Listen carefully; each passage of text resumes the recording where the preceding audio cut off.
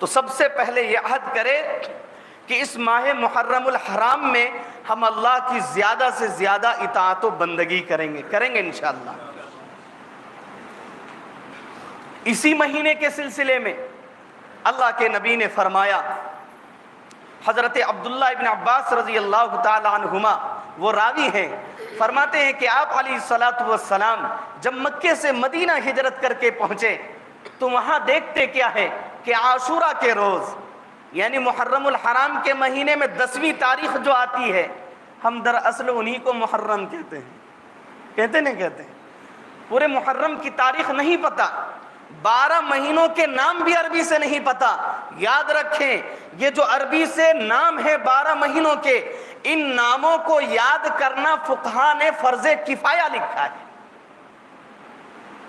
اس لیے کہ مسلمان کے اوپر جو شریعت نازل ہوئی ہے، خواہ وہ عبادت، خواہ وہ نماز ہو، روزہ ہو، زکوٰۃ ہو، حج ہو، قربانی ہو، صدقہ فطر ہو، عدت ہو، یہ دیگر تمام مسائل جو تعلق رکھتے ہیں وہ قمری مہینوں سے تعلق رکھتے ہیں، اس لیے ہر مسلمان کے لیے قمری مہینوں کے نام کا جاننا، تاریخ کا جاننا فرض کفایہ ہے۔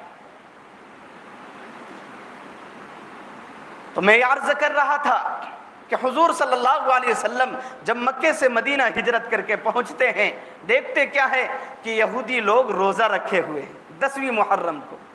اللہ کے حبیب نے معلوم کیا کہ کیا بات ہے، کس وجہ سے تم روزہ رکھے ہو؟ تو وہ کہتے ہیں کہ ہمارے نبی حضرت موسیٰ علیہ السلام کو اللہ تعالیٰ نے آج ہی کے دن فرعون اور فرعونیوں سے نجات دلائی تھی، اس لیے ہم شکرانے کے طور پر آج کے دن روزہ رکھتے ہیں۔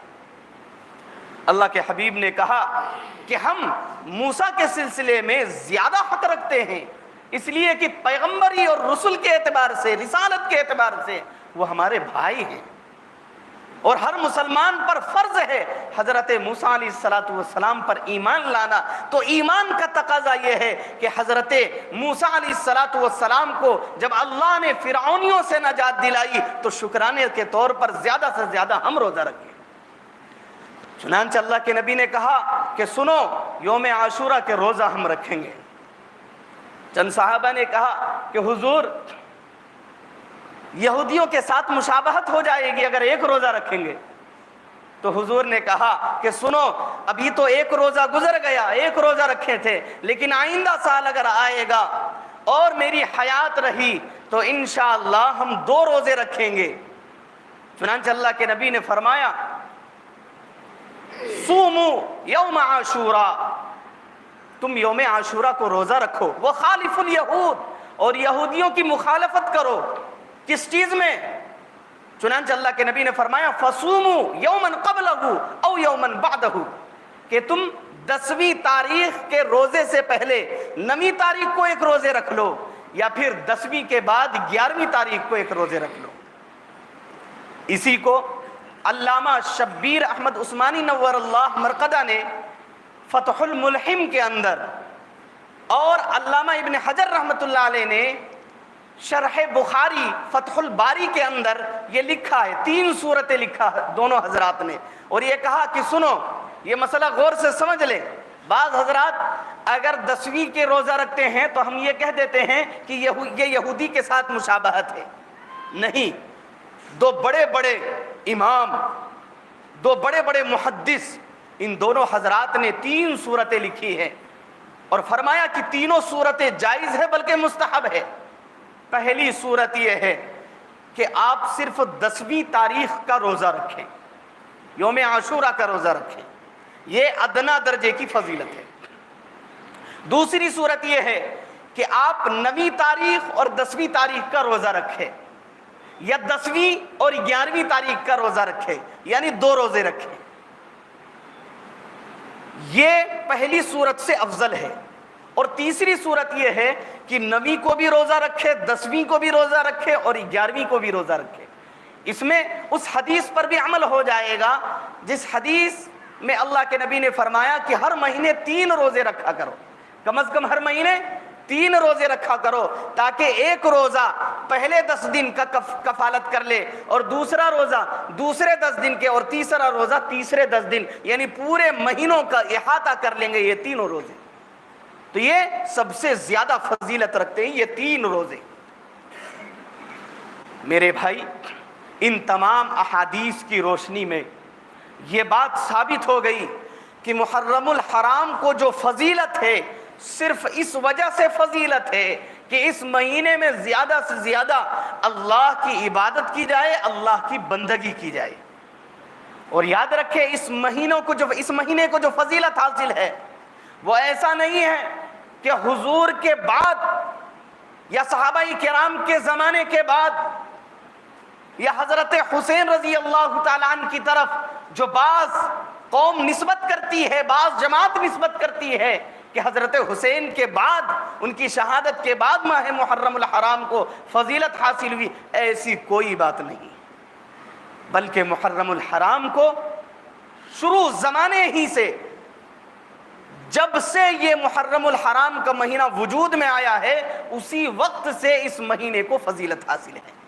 چنانچہ حدیث میں یہ آتا ہے کہ رمضان المبارک کے مہینے کے روزے جب تک فرض نہیں ہوئے تھے اس سے پہلے عاشورہ کا روزہ فرض تھا، یعنی ماہ محرم کی 10ویں تاریخ کا روزہ فرض تھا۔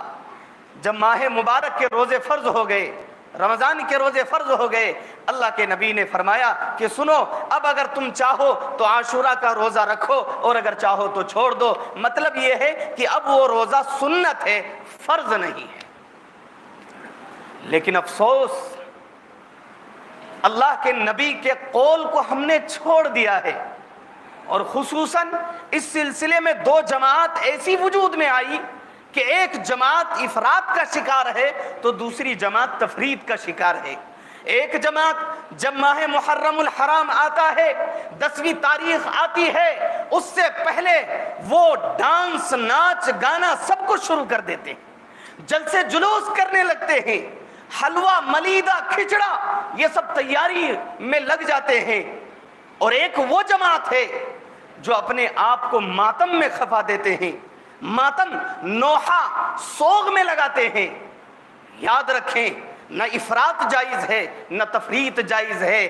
اگر آپ کو صحابہ کے نقش قدم پر چلنا ہے تو آئیے علماء دیوبند کی تاریخ اٹھائیے، علماء دیوبند کو مانیے، علماء دیوبند کے نقش قدم پر چلیے، اس لیے کہ خدا کی قسم اس مدنی مرکز المساجد میں دعوے کے ساتھ یہ عاجز ایک دلی جذبات کو ظاہر کرتا ہے کہ اگر آپ کو صحابہ کا نقش قدم چاہیے تو علماء دیوبند کی تاریخ پڑھیے، علماء دیوبند کے نقش قدم پر چلیے۔ خدا کی قسم ایک ایک عالم دیوبند کو آپ اٹھائیے، مولانا قاسم نانوتوی کو اٹھائیے، مولانا رشید احمد گنگوہی کو اٹھائیے، ایک ایک عالم دین کے اندر آپ کو صحابیت موجود ملے گی، صحابیت کے اثرات نظر آئیں گے۔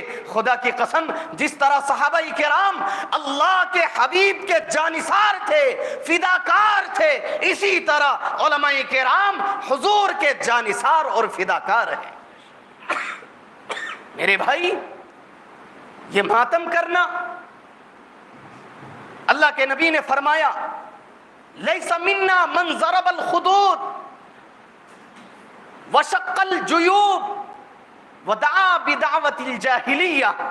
اللہ کے نبی نے فرمایا کہ سنو، جو ماتم کرتے ہیں، اپنے رخسار کو نوچتے ہیں، اپنے سینے کو چاک کرتے ہیں، تو یاد رکھیں یہ دور جاہلیت کی بات ہے، یہ زمانے جاہلیت کی بات ہے، وہ ہم میں سے نہیں ہے، وہ میرے نقش قدم پر چلنے والے لوگ نہیں ہے۔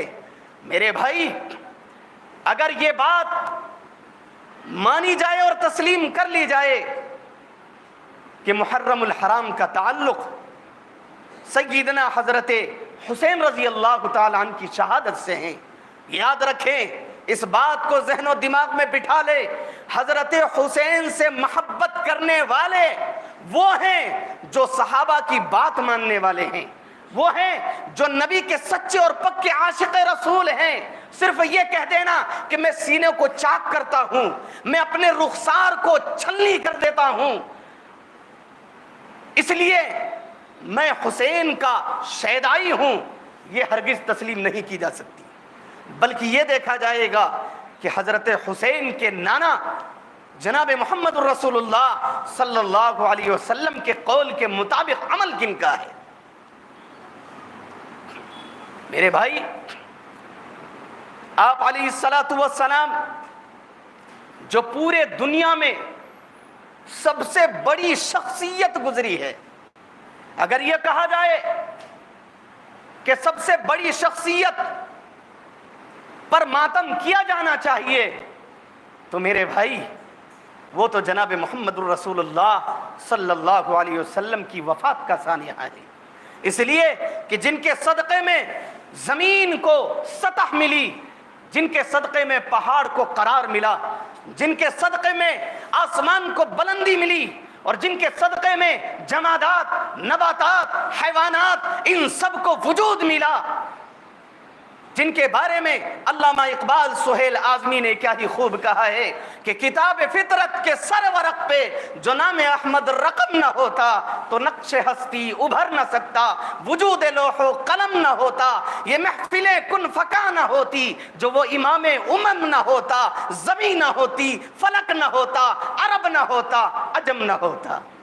میرے بھائی، جب آپ علیہ الصلوۃ والسلام کی وفات ہوئی تو صحابہ کرام سے مروی ہے کہ صحابہ کرام رضوان اللہ علیہم اجمعین میں غشی طاری ہو گئی، اور تو اور جو جلیل القدر صحابی رسول ہے، جو مضبوط دل کے انسان ہے، حضرت عمر فاروق رضی اللہ تعالی عنہ، وہ جب آتے ہیں اور انہیں یہ پتا چلتا ہے کہ محمد وفات پا چکے ہیں، محمد اپنے حقیقی رب سے جا ملے ہیں، تو حضرت عمر کو غشی طاری ہو جاتی ہے، حضرت عمر زمین پر گر جاتے ہیں، ہوش آتا ہے، پھر اٹھتے ہیں، نیام سے تلوار نکالتے ہیں اور یہ کہتے ہیں کہ سنو سنو، اگر کوئی یہ سوچتا ہے اور یہ گمان کرتا ہے کہ محمد وفات پا چکے ہیں تو یاد رکھے ان کا سر ان کے تن سے جدا ہو جائے گا۔ یہ قول تھا حضرت عمر رضی اللہ تعالی عنہ کا۔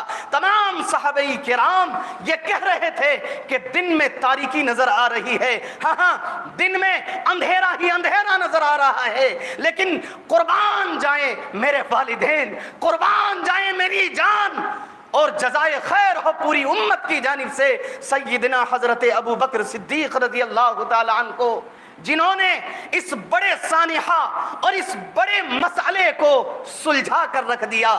وہ آتے ہیں اور ایک اونچی جگہ پر کھڑے ہو جاتے ہیں اور یہ کہتے ہیں وَمَا مُحَمَّدٌ إِلَّا رَسُولٌ قَدْ خَلَتْ مِن قَبْلِهِ الرُّسُلُ، اور اسی کے ذیل میں حضرت ابو بکر صدیق رضی اللہ تعالی عنہ یوں تشریح کرتے ہیں من کان یعبد محمدا فإن محمدا قد مات ومن کان یعبد اللہ فإن اللہ حی ولا يموت۔ یاد رکھو، جو محمد کی عبادت کرتے ہیں وہ محمد دنیا سے چلے گئے ہیں، اس محمد کی وفات ہو گئی ہے صلی اللہ علیہ وسلم، اور جو اللہ کی عبادت کرتے ہیں وہ اللہ کل بھی حیات سے ہیں، اب بھی ہے، اور ہمیشہ ہمیشہ وہ اللہ حیات سے رہیں گے۔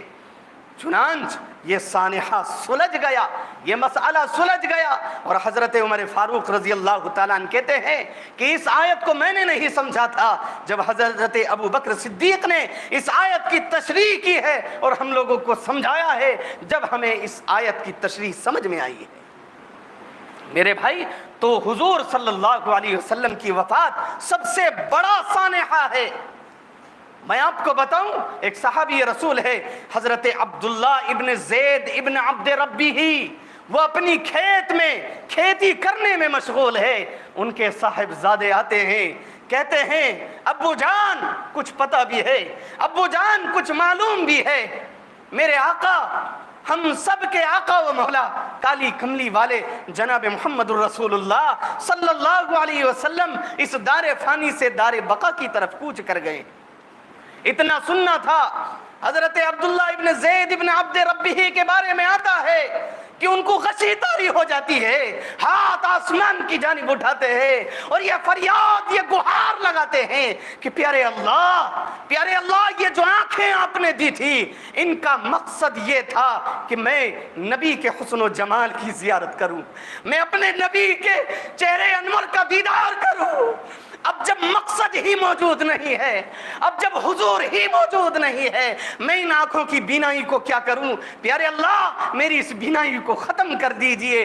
اللہ ان کی دعا قبول کرتے ہیں، ان کی بینائی ختم ہو جاتی ہے، وہ نابینا ہو جاتے ہیں۔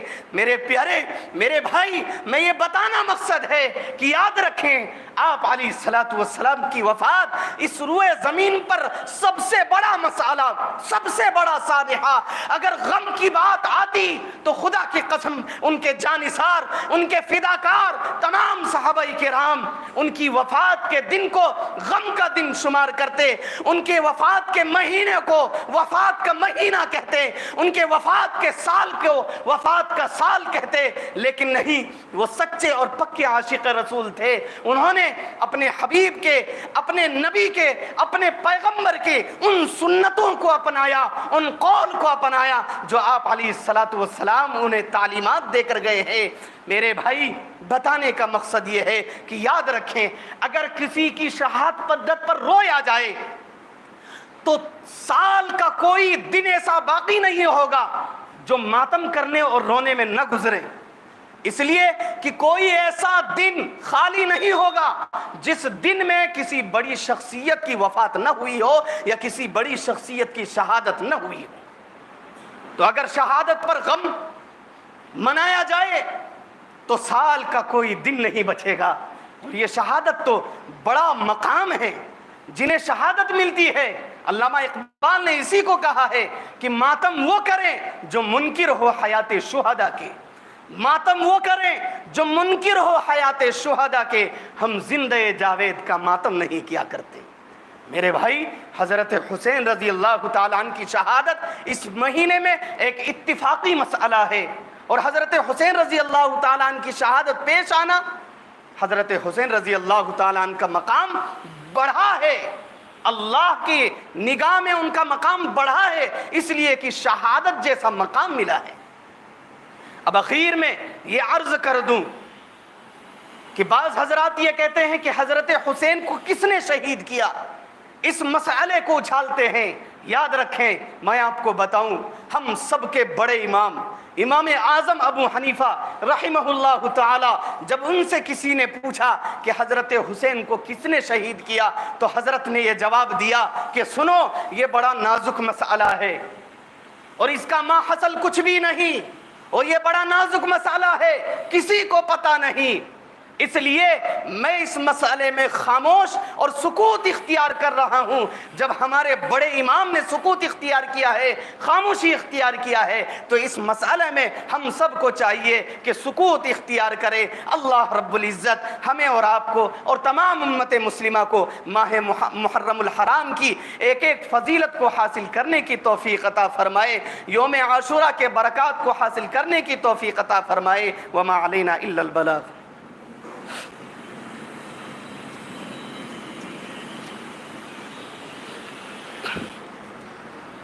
چٹرا کی رخسار ان کے آپریشن کے لیے دعا کی درخواست کی گئی ہے، اور روشنی کے اہل خانہ قریب سبھی بیمار ہیں، ان اہل خانہ کے لیے شفا کی درخواست کی گئی ہے۔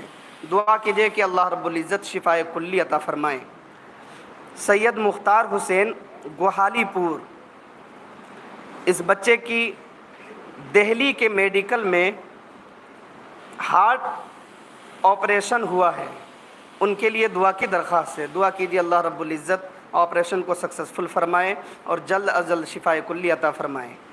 دہپاڑا کے عبد القادر صاحب کے لیے دعائے صحت، بھونیشور کے ریاض عالم نوما اور لقمان کے لیے دعائے صحت۔ دعا کرے اللہ رب العزت انہیں شفا کلی عطا فرمائے۔ شیخ عبد الوہاب مرحوم، اللہ ان کی مغفرت فرمائے۔ شیخ راجہ قوما میں ہیں، ان کے لیے دعا کیجیے اللہ رب العزت صحت کاملہ عاجلہ دائمہ مستمرہ نصیب فرمائے۔ 17 جولائی بروز بدھ کو یوم عاشوراء ہے، چنانچہ جو تینوں روزہ رکھنا چاہتے ہیں وہ پیر وہ منگل بدھ جمعرات کو رکھیں، ورنہ کم از کم منگل اور بدھ رکھیں یا بدھ اور جمعرات رکھیں، ورنہ کم از کم بدھ کو بھی رکھ سکتے ہیں۔ یہ دارالعلوم کا فتویٰ ہے۔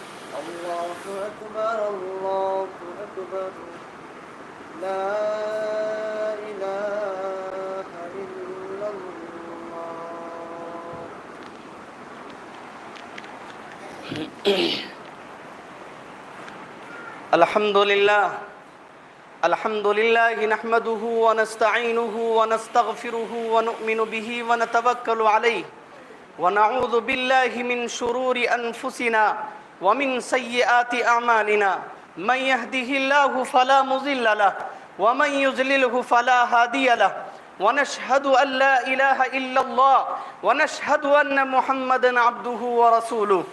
أما بعد فأعوذ بالله من الشيطان الرجيم. بسم الله الرحمن الرحيم. إن عدة الشهور عند الله 12 شهرا في كتاب الله يوم خلق السماوات والأرض منها 4 حرم ذلك الدين القيم فلا تظلموا فيهن أنفسهم.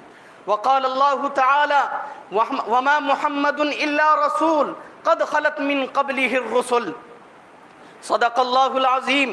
عن أبي هريرة رضي الله تعالى عنه قال قال رسول الله صلى الله عليه وسلم أفضل الصيام بعد رمضان شهر الله المحرم، وأفضل الصلاة بعد الفرضية صلاة الليل.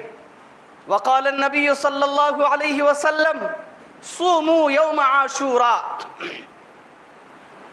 وخالفوا اليهود فصوموا يوما قبله أو يوما بعده أو كما قال صلى الله عليه وسلم. بارك الله لنا ولكم في القرآن العظيم ونفعنا وإياكم بالآيات والذكر الحكيم. إنه تعالى جواد كريم ملك بر رؤوف رحيم.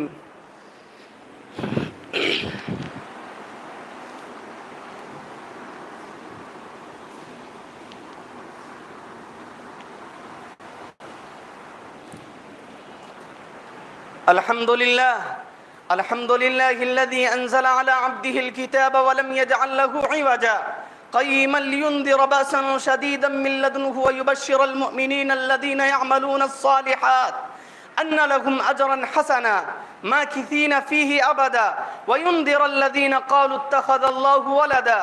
وقال الله تبارك وتعالى في موضع آخر محمد رسول الله والذين معه أشداء على الكفار رحماء بينهم تراهم ركعا سجدا يبتغون فضلا من الله ورضوانا سيماهم في وجوههم من أثر السجود ذلك مثلهم في التوراة ومثلهم في الإنجيل كزرع أخرج شطأه فآزره فاستغلظ فاستوى على سوقه يعجب الزراع ليغيظ بهم الكفار وعد الله الذين آمنوا وعملوا الصالحات منهم مغفرة وأجرا عظيما.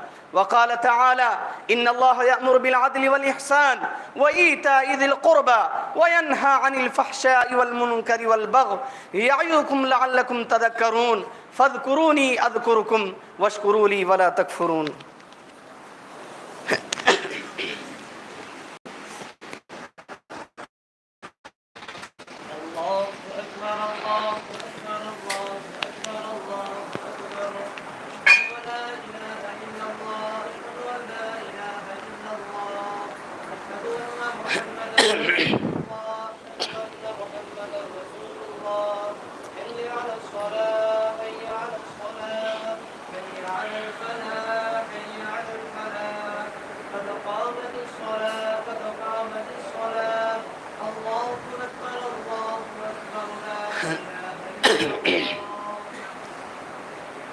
الله أكبر. الحمد لله رب العالمين الرحمن الرحيم مالك يوم الدين إياك نعبد وإياك نستعين اهدنا الصراط المستقيم صراط الذين أنعمت عليهم غير المغضوب عليهم ولا الضالين.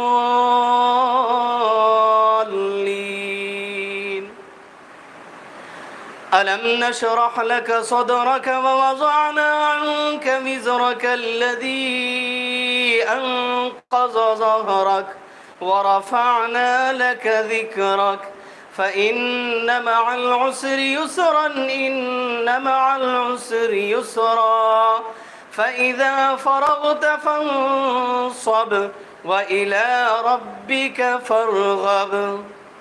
الله أكبر.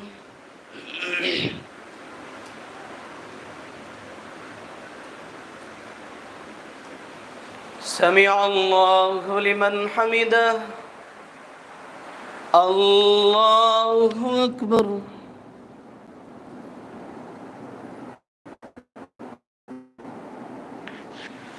الله أكبر. الله أكبر.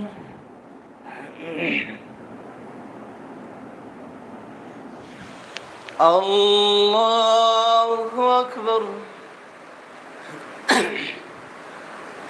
الحمد لله رب العالمين الرحمن الرحيم مالك يوم الدين إياك نعبد وإياك نستعين اهدنا الصراط المستقيم صراط الذين أنعمت عليهم غير المغضوب عليهم ولا الضالين.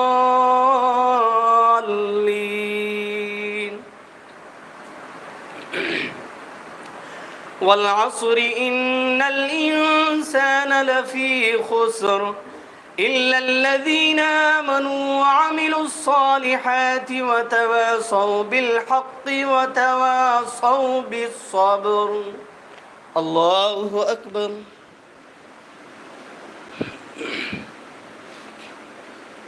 سمع الله لمن حمده. الله أكبر.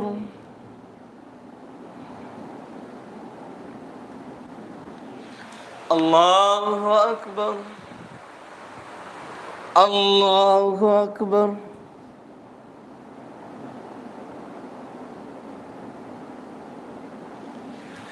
الله أكبر.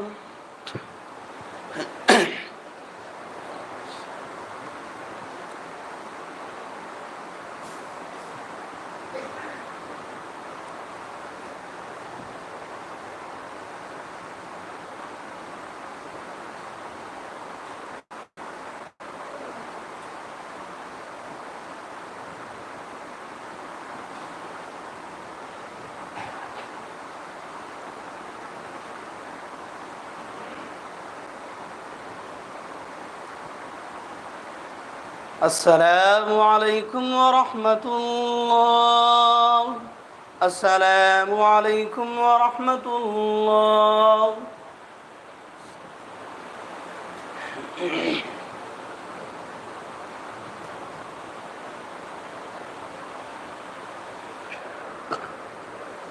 اللہم لک الحمد کلہ ولک الشکر کلہ ولک الثناء کلہ ولک.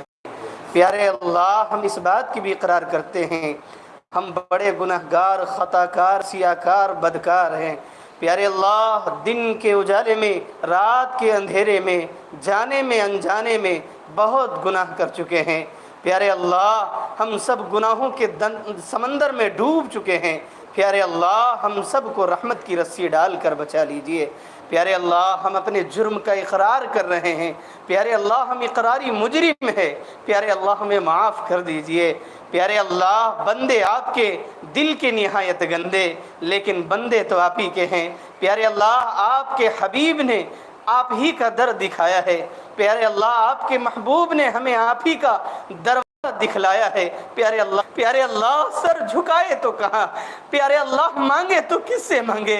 پیارے اللہ، آپ کے علاوہ کوئی نہیں ہے. پیارے اللہ، آپ بادشاہوں کا بادشاہ ہے.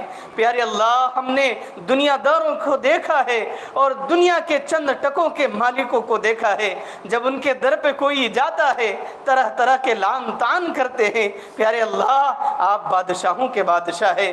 پیارے اللہ، آپ ستار العیوب، عیبوں کو چھپانے والے ہیں. پیارے اللہ، آپ غفار الذنوب، گناہوں پر پردہ پوشی کرنے والے ہیں. پیارے اللہ، ہم سب کے گناہوں کی طرف نگاہ نہ ڈالیے. پیارے اللہ، ہماری بے بسی کو دیکھ لیجئے. پیارے اللہ، ہماری تڑپ کو دیکھ لیجئے. پیارے اللہ، ہماری بے بسی کو دیکھ لیجئے. پیارے اللہ، یقیناً زبان ناپاک ہے، ہاتھ گندے ہیں، لیکن پیارے اللہ آپ کے بندے ہیں. پیارے اللہ، آپ کے بندے ہیں. پیارے اللہ، ہماری بگڑی بنا دیجئے. پیارے اللہ، ہماری بگڑی بنا دیجئے. پیارے اللہ، اسلامی مہینوں کے اعتبار سے یہ سال کی ابتدا ہے. پیارے اللہ، اس مہینے میں زیادہ سے زیادہ عبادت و بندگی کرنے کی توفیق عطا فرما دیجئے. پیارے اللہ، ابتدا اچھی کیجئے اور انتہا بھی اچھی کیجئے. پیارے اللہ، ابتدا انتہا ہر ایک کا مالک آپ ہے. پیارے اللہ، ہم سب کو قبول فرما لیجئے. پیارے اللہ، جو بیمار حال ہے انہیں شفائے کلی عطا فرما دیجئے. جو پریشان حال ہے ان کی پریشانیوں کو دور فرما دیجئے. پیارے اللہ، جو تنگ دست ہے ان کی تنگ دستی کو دور فرما دیجئے. پیارے اللہ، جو احباب دنیا سے چلے گئے ہیں، پیارے اللہ آپ زیادہ جانتے ہیں. پیارے اللہ، ہر ایک کی مغفرت فرما دیجئے. پیارے اللہ، خصوصاً یہ دونوں بزرگ اور ان کے ارد گرد جو لیٹے ہوئے ہیں، پیارے اللہ ان تمام کی مغفرت فرما دیجئے. پیارے اللہ، ان کے سہارے ہم یہاں علم حاصل کر رہے ہیں. پیارے اللہ، وہ ذریعہ ہے. پیارے اللہ، ایک خانہ کھول کر گئے ہیں. پیارے اللہ، ایک باغیچہ لگا کر گئے ہیں. ہم تو صرف آ کر پھل کھا رہے ہیں. پیارے اللہ، ان بزرگوں کی ان کی محنت کا پھل عطا کر دیجئے. پیارے اللہ، اعلیٰ علیین میں جگہ نصیب فرما دیجئے. پیارے اللہ، ان کے صدقے ہماری بھی مغفرت فرما دیجئے. پیارے اللہ، جو ہمارے فلسطین مظلومین بھائی ہیں، پیارے اللہ ان کی مدد فرما دیجئے. پیارے اللہ، بچے کی مدد فرما دیجئے. پیارے اللہ، ایک ایک عورت کی مدد فرما دیجئے. پیارے اللہ، پورے فلسطین کی مدد فرما دیجئے. پیارے اللہ، اور جو شہید ہو گئے ہیں، جو دنیا سے چل بسے ہیں، ان سب کی مغفرت فرما دیجئے. پیارے اللہ، جو زخم سے بے حال ہیں ان کے زخموں کو پر مرہم چھڑک دیجئے. پیارے اللہ، اور شفائے کلی عطا فرما دیجئے. پیارے اللہ، مانگنا آتا نہیں، مانگنے کے لائق بھی نہیں. پیارے اللہ، آپ اپنی شایان شان کے مطابق عطا فرما دیجئے. سبحان ربک رب العزت عما یصفون وسلام علی المرسلین والحمد للہ رب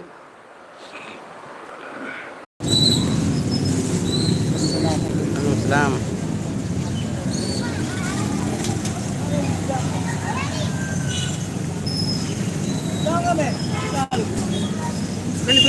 ریکارڈنگ کرتے ہوئے جا کے فوٹو کھینچائے گا.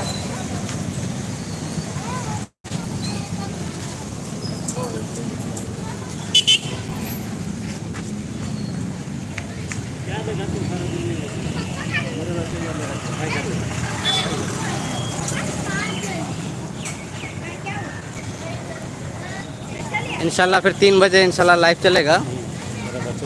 مقرر اب تک کا پتہ نہیں کون ہے. انشاءاللہ شاید مفتی سید نقیب الامین صاحب برقی قاسمی. مستورات میں بیان جو ہر جمعہ کو 3 بجے قاری عتیق الرحمن صاحب کے گھر میں گوالی پور میں ہو رہا ہے. انشاءاللہ 3 بجے پھر ملتے ہیں. السلام علیکم.